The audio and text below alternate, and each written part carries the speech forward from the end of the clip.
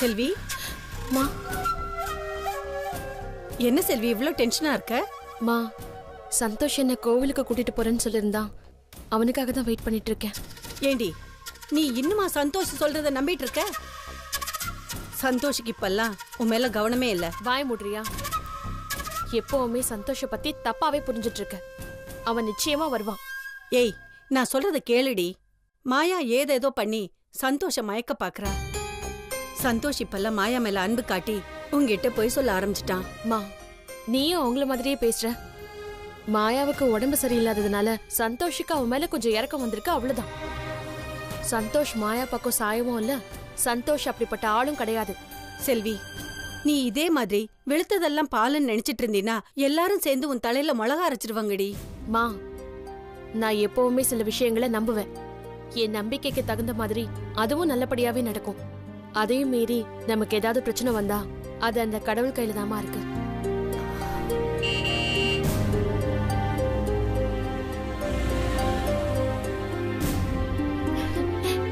அம்மா சந்தோஷ் வந்தாச்சு.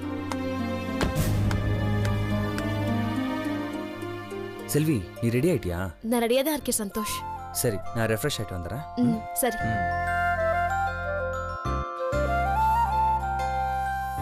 பாத்தியா, அவனுக்கு எப்பவுமே என் மேல அன்பும் பாசமும் கொஞ்சம் கூட குறையாது. கடவுளுக்கு தாண்டி நன்றி சொல்லணும். சரி நீங்க 2 பேரும் சந்தோஷமா கோயிலுக்கு போயிட்டு வாங்க, நல்லபடியா வேண்டிட்டு வாங்க, சரியா? சரிம்மா. இது புருஷன் பொண்டாட்டி நல்லா இருக்கணுங்கிறதுக்காக கடவுளுக்கு செய்யற சிறப்பு பூஜை. அதனால இனிமே எல்லாமே நல்லபடியா தான் நடக்கும். வரோம்.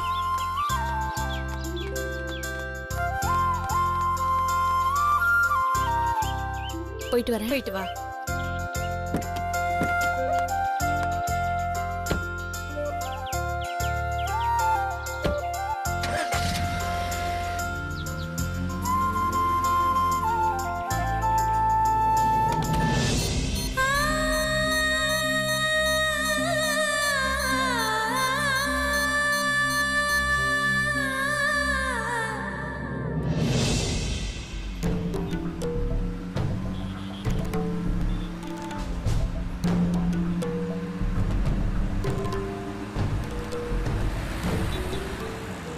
செல்வி மனசுல என்னை பத்தி ஏதோ தப்பான எண்ணம் வந்திருக்கு. அதனால தான் என்கிட்ட பேசாம வரா. இதே நேரம் என் பழைய சந்தோஷா இருந்திருந்தா செல்வி செல்வின்னு கூப்பிட்டு கலகலன்னு பேசிட்டு வந்திருப்பான்.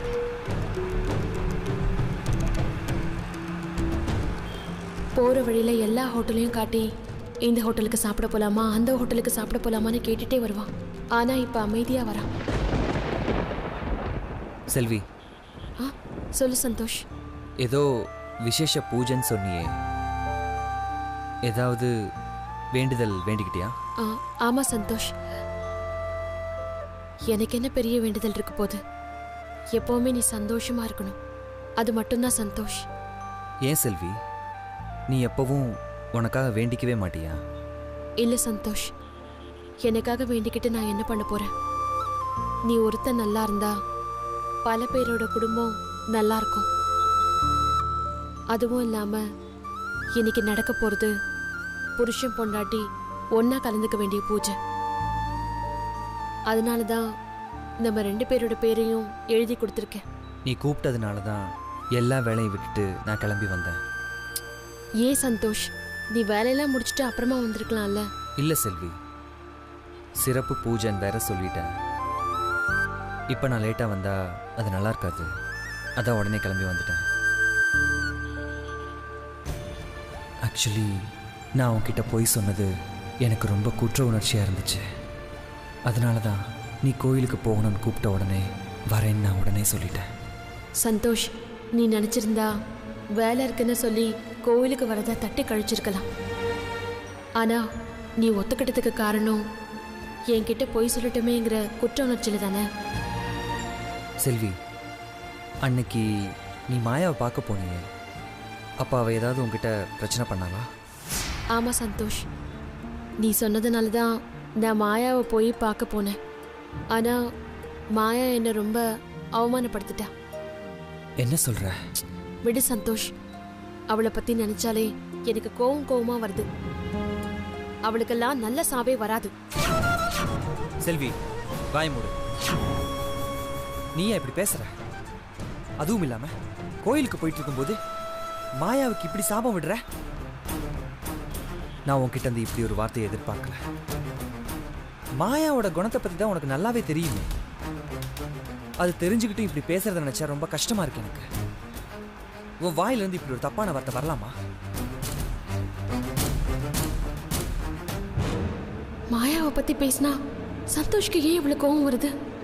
ஒருவேளை சந்தோஷ் மாயா பக்கம் சாஞ்சிட்டானோ?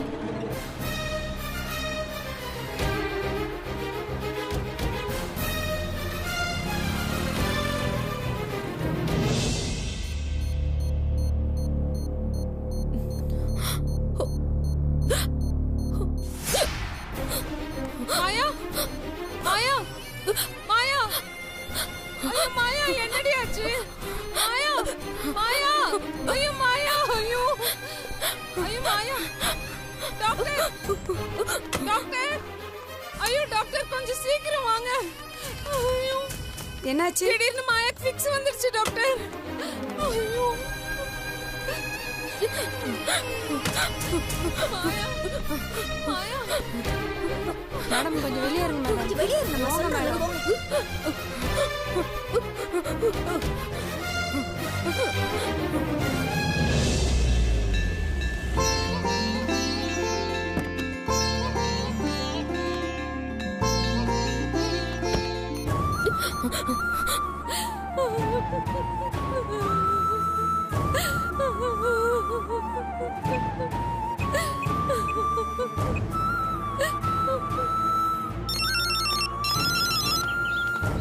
இவங்க எதுக்கு இப்போ ஃபோன் பண்ணுறாங்க?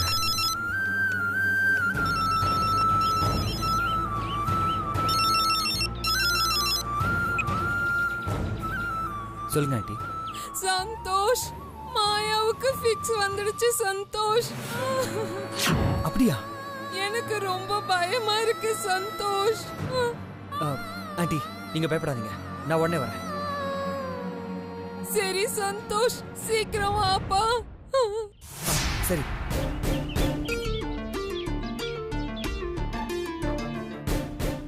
செல்வி கிட்ட என்னன்னு சொல்றது?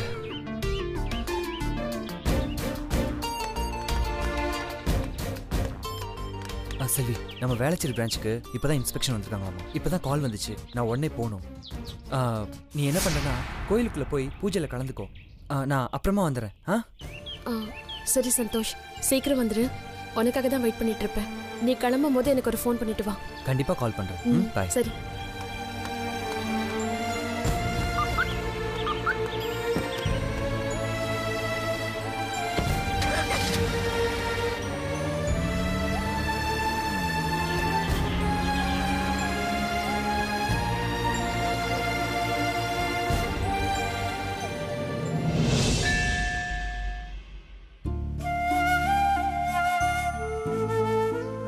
கடவுளே, நாங்க ஒன்ன பாக்குறதுக்காக தானே ஆசை ஆசையா கிளம்பி வந்தோம். சந்தோஷ் ஏன் பாதியிலேயே திரும்பி போக வச்ச? கோவிலுக்குள்ள கூட சந்தோஷ் வரலையே, ஏன் இப்படி பண்ண?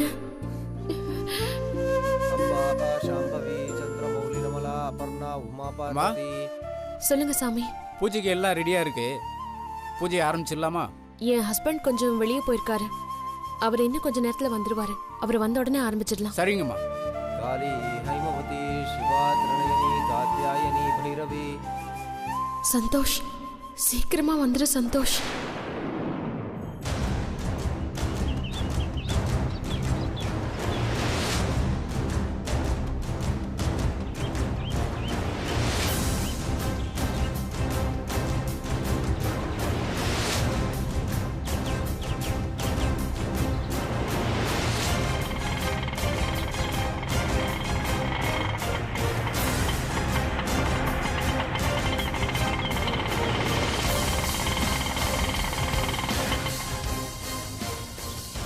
யோ, எவ்வளவு நேரம் தான் உனக்காக வெயிட் பண்றது? வர்ற வழியில கொஞ்சம் டிராஃபிக், அதான் லேட் ஆயிருச்சு. சரி சரி, பாம்பு எங்க? பாம்பு ஆட்டோல தாமா இருக்கு. சரி, பாம்போட விலை எவ்வளோன்னு சொல்லு. 1,00,000 ரூபாமா. என்னையா தங்க கட்டியை விட விலை அதிகமா சொல்ற? மா, இது தங்கத்தை விட விலை காஸ்ட்லிமா. நீங்கள் 5 அடியில் நல்ல பாம்பு கேட்குறீங்க, இப்போல்லாம் 2-3 அடியில் தாம்மா கிடைக்குது. இதையவே நான் ரொம்ப கஷ்டப்பட்டு தேடி பிடிச்சி கொண்டு வந்திருக்கேம்மா. இப்போ அதுவும் இல்லாமல் காடெல்லாம் அழிச்சுக்கிட்டு வர்றாங்கம்மா. அதனால் இந்த மாதிரி வளர்த்தியான பாம்பு கிடைக்கிறது ரொம்ப கஷ்டமாக இருக்குமா. பத்தாததுக்கு போலீஸு, ப்ளூ கிராஸ்னு ஏகப்பட்ட பிரச்சனை இருக்கு. இதெல்லாம் தாண்டி தான் ரிஸ்க் எடுத்து தொழில் பண்ணிட்டு வரோம்மா. சரி சரி, பேரம் பேசிட்டு இருக்காத. 50,000 ஃபைனல் பண்ணிக்க. இல்லைம்மா, முடியாதும்மா. வேணா 50,000க்கு கண்டிப்பாக வேணா தர்றேன். முன்ன மாதிரி இல்லைம்மா. கொடிய விஷமுள்ள பாம்பை எவ்வளோ ரிஸ்க் எடுத்து பிடிச்சிக்கிட்டு வர்றேன். நீங்கள் என்னடானா 50,000 ரூபாய்க்கு கேட்குறீங்க. பேரம் பேசிகிட்டு இருக்கிறது யாராவது பார்த்தாங்கன்னா பெரிய பிரச்சனையாயிடும். வாங்குறதுனா வாங்குங்க, இல்லைன்னா கிளம்புங்கம்மா. சரி, இவ்ளோ காசு கொடுத்து வாங்க போறேன், ஏதாவது சொதப்பிடுச்சுன்னா என்ன பண்றது? இதை பாருங்கம்மா, பாம்பை யார் ரூம்ல விடுறீங்களோ அவங்கள ஒரே கொத்துலயே உயிரை எடுக்கிற கொடிய விஷப்பாம்புமா இது. அம்மா, நீங்க கூட தெரியாதனமா கையை எதுவும் விட்டு பாத்துறாதீங்க. ஏதாவது ரூம்குள்ள விடுறீங்கன்னா அந்த ரூமோட கதவெல்லாம் மூடிட்டு ஜன்னல் வழியா பாம்பை உள்ள விடுங்க. அதுக்கப்புறம் அந்த ஜன்னலையும் மூடிருங்க. அந்த ரிஸ்க் எல்லாம் நான் எடுக்க மாட்டேன். நான் சொல்ற இடத்துக்கு நீயே கொண்டு வந்து பாம்பை விடுற. சரிம்மா, பாம்பு ஆளை போட்டதும் அந்த பாம்பை நானே பிடிச்சிட்டு போயிடுவா. யோ, 1,00,000 ரூபாய் கொடுத்து பாம்பை வாங்கி அதை திரும்ப உன்கிட்ட கொடுக்கறதுக்கு நான் என்ன கேனையா? அம்மா, அந்த பாம்பை வச்சுக்கிட்டு நீங்க என்னமா பண்ண போறீங்க? யோ, கொத்துன பாம்பை யாராவது சும்மா விட்டுருவாங்களா? கட்டையால ஒரே போடா போட்டு கொண்டுட மாட்டாங்க. சரிம்மா, பைசா கொடுங்க, பாம்பை எங்க கொண்டாந்து விடணும்னு சொல்லுங்க. கரெக்டா வந்து என் வேலையை முடிச்சிடுறேன். சரி இரு, இந்த எண்ணிக்கை.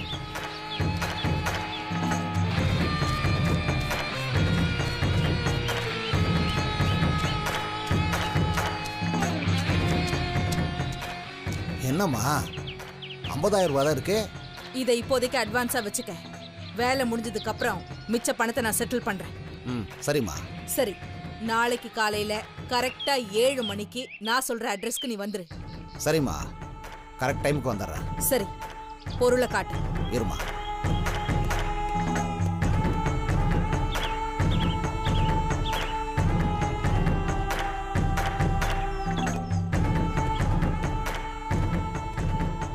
பைய திறந்து காட்டவாமா? இல்ல, வேண்டாம் வேண்டாம். சரிம்மா, இந்த பைய தூக்கி பாருங்க. இந்த வெயிட்டை வச்சு பாம்போட லெவலை நீங்க தெரிஞ்சுக்குவீங்க.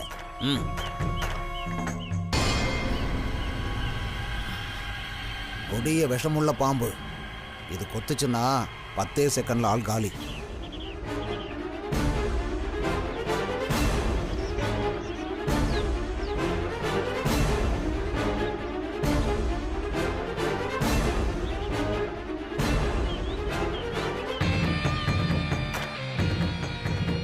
அடியே அஞ்சலி, இதுவரைக்கும் உன் நாகராஜ உன்னை காப்பாத்தி இருக்கலாம். ஆனா இப்போ இந்த கொடூர பாம்பு கிட்ட இருந்து நீ நிச்சயமா தப்பிக்கவே முடியாது.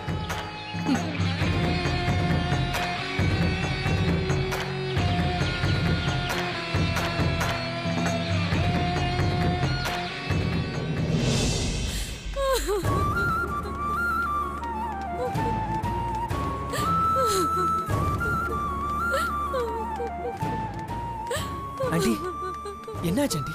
சந்தோஷ், என்னாச்சு ஆண்டி? பதறாதீங்க, சொல்லுங்க. மாயாவுக்கு ஃபிக்ஸ் வந்துடுச்சு சந்தோஷ்.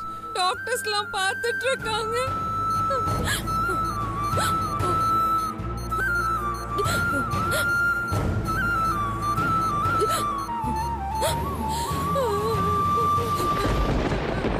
மாயா,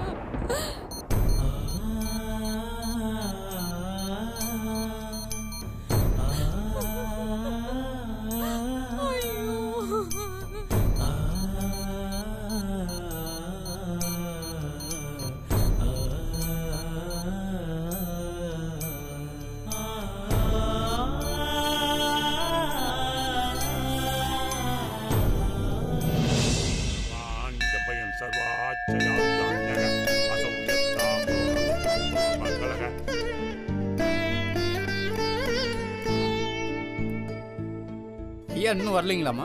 இல்ல சாமி. சரிங்கம்மா, நீங்க கலந்துக்கங்கம்மா. ஐயா வரும்போது வரட்டும். இல்ல சாமி, இன்னும் கொஞ்ச நேரம் வெயிட் பண்ணி பார்த்துட்டு வரேன். சரிங்கம்மா.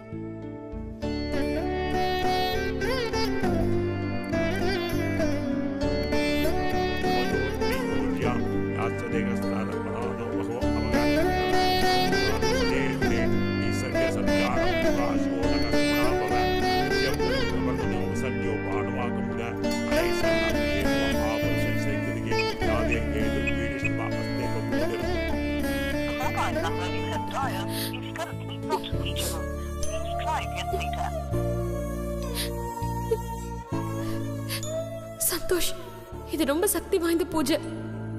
தம்பதிகளா கலந்துக்கணும் தான் இதுல நம்மளோட பேரை கொடுத்து என் ஆசையை நிராசையா மாத்திராது சந்தோஷ்.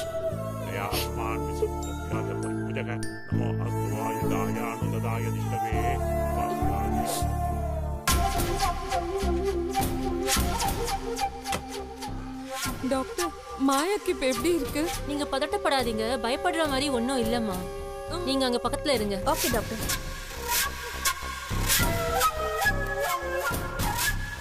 டாக்டர், மாயாவுக்கு ஏன் இப்படி அடிக்கடி நடக்குது? அவங்களுக்கு பிபி லெவல் அடிக்கடி ஏறி இறங்குது. பிபி அதிகமானதால அவங்களுக்கு ஃபிட்ஸ் வருது. இப்போ அதுக்காக அட்வான்ஸ் ட்ரீட்மெண்ட் ஆரம்பிச்சிருக்கோம். 24 மணி நேரமும் அப்சர்வேஷன்ல இருந்தாதான் திருப்பி வருமா வராதா அப்படின்றதே சொல்ல முடியும் சந்தோஷ். இல்லை டாக்டர், இங்கே ஏதாவது ஃபெசிலிட்டி கம்மியாக இருந்தா நான் ஏதாவது பெரிய ஹாஸ்பிட்டலுக்கு கொண்டு போகிறேனே. சந்தோஷ், உங்க அப்பா சின்ன வயசுல இருந்தே ட்ரீட்மெண்ட்டுக்கு உங்களை இங்க தான் கூட்டிட்டு வருவாரு. நீங்களே நம்ம ஹாஸ்பிட்டல் பத்தி இப்படி பேசினா எப்படி சந்தோஷ்? மாயாவுக்கு தேவையான ட்ரீட்மெண்ட் கொடுத்துக்கிட்டு தான் இருக்கோம். மாயாவை கூடிய சீக்கிரமே எழுந்து உட்கார வைக்க வேண்டியது எங்களோட பொறுப்பு. I'm sorry doctor. It's okay Santosh. அம்மா, நீங்க பூஜைக்கான பணத்தை கட்டிடுறீங்களாம்மா? அது பணம் நான் எடுத்துட்டு வரல, அவர் தான் கட்டணும். உங்களை கேட்டு தானே ஏற்பாடு பண்ணோம். இப்படி சொன்னா எப்படிமா? நான் பணம் எதுவும் எடுத்துட்டு வரல. நீங்க பணத்தை வீட்டுல வாங்கிக்க முடியுமா? சரிம்மா, நீங்க பூஜையில கலந்துக்கோங்க. அவர் வரும்போது வரட்டும். இல்லங்க, அவர் வந்துட்டோம், அதுக்கப்புறம் நான் வரேன். அதுக்கப்புறம் உங்க இஷ்டமா. சந்தோஷ், பூஜையே ஆரம்பிச்சுட்டாங்க. நீ ஏன் இன்னும் வரல? இப்ப நீ எங்கதான் இருக்க?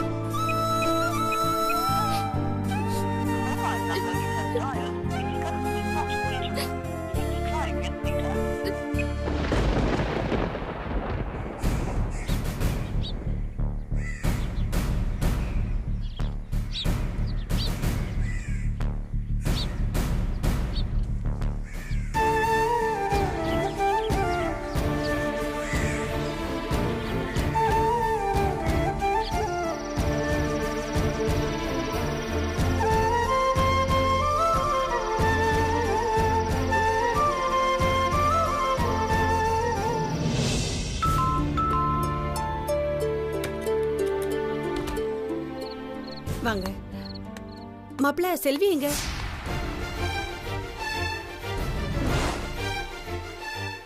செல்வி நான் தானே கோயிலில் கொண்டு போய் விட்டேன்.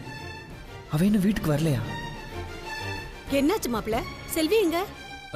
ஒன்றும் இல்லை ஆண்டி. செல்வி ஃப்ரெண்டோட குழந்தைக்கு பர்த்டே, அவங்க வீட்டில் தான் இருக்கா. நான் போய் உடனே கூப்பிட்டு வந்துடுறேன். சரிங்க மாப்பிள்ள.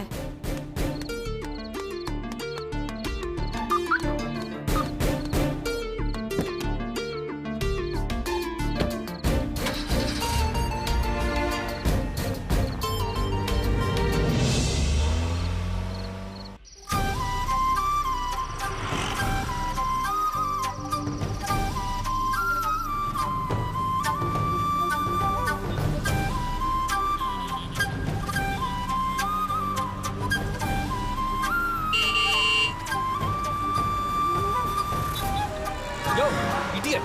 Idiot.